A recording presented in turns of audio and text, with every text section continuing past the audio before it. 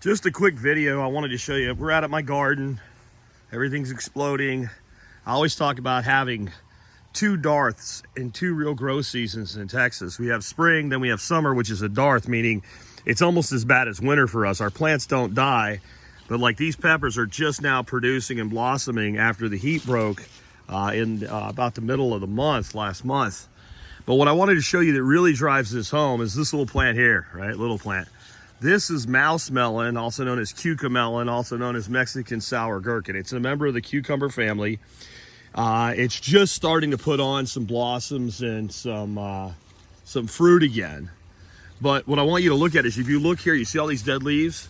So this is pretty much what this looked like. There was a few green alive leaves in the middle of summer. The heat just got to be too much for the plant. And it had grown up to about here, is about as high as it had gotten. And this is actually much more impressive than it looks. I'm going to show you toward the end of the video how impressive it really is. And you can see it's growing out here. And it grows these little, almost about the size of an olive that kind of look like a cucumber, but they look more like a little watermelon with stripes on them. And I pick tons and tons of them. And all I do with these, because you don't get a ton at once, you get a couple handfuls a day or a handful a day. I just throw them in pickle juice from pickles I've already eaten in the refrigerator. It's just an easy way to slowly accumulate them across the season. So everything died, you'd have a couple little, like something like that sticking out of it. And you think the plant's done for the year, but I've learned to leave it alone and wait. And when it comes back, you want to see what happens? Here's what happens. This is what happens in fall. This is all growth up in that locust tree right here. Look at this, all the way out here. This is all growth that's occurred in the last 2.5 weeks. Look, some of it I'll never harvest. That's 12 foot in the air. That's as high as the back of a backboard, the top of the backboard on a basketball goal, not the rim. It's all up through here.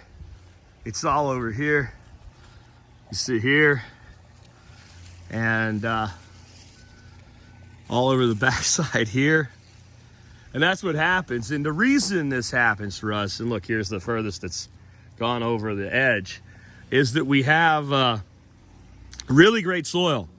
So even when the heat pushes this plant to its absolute limit, you probably can't see that. I can't see to film it with the sun in my eyes. But so it's like 5 big branch complexes. And this is, get this guys, this is 3 plants, 3 seeds. I planted them like 1, 2, 3 in there. So this is just 3 plants that have vined out like this. And the seeds are so tiny. The old parable, Jesus said, if you had the faith of a mustard seed, because the mustard seed is so small and it grows such a big plant, maybe you should have used cucamelon seeds, given the size. In fact, okay, that's about 12 foot where that branch is right there. If you look over here on the trunk, I don't know if you can see it, but that vine is at least right there. That's freaking 18, 20 foot. That vine is up that locust tree, that black locust tree. So anyway, this is what I'm talking about when I talk about how we have this amazing explosion as soon as the heat breaks, as long as we keep our gardens alive. And while we're here, let's go ahead and look at one other really cool plant. These guys, this plant here, python snake bean, it's really a melon too, and it's delicious. It's absolutely delicious. It does just fine. The leaves don't die back. It doesn't struggle in the summer. It just doesn't produce. It's actually pollinated. I don't know, I'm gonna go look at another one over here. Maybe it's got some flowers on it I can show you. You can see there's a ton of fruit set. It has a really tiny flower. There's tons of them in here. Really tiny flower.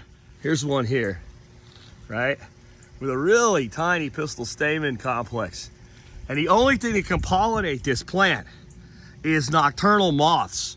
And I don't get much fruit until now. And I think that the moths we're looking for are just not active. But again, another explosion in the fall. Okay, here we go. Might as well do this, right? Tomatoes. I'd given up on tomatoes long ago in the past. My little hack, which is put aspirin tablets in the ground with the tomatoes and put them in the pots with the start. There's actually a ton of peppers in here. Here's one pepper plant that managed to survive and break through. The tomatoes ate the pepper plants. And you can see that they're just starting to fruit again. These are all cherry tomato varieties. And The heat pushed them back, stopped them from producing. As soon as the heat broke, they're just everywhere. So this entire bed has been consumed by tomato plants. Anyway, I'll catch you later with another video.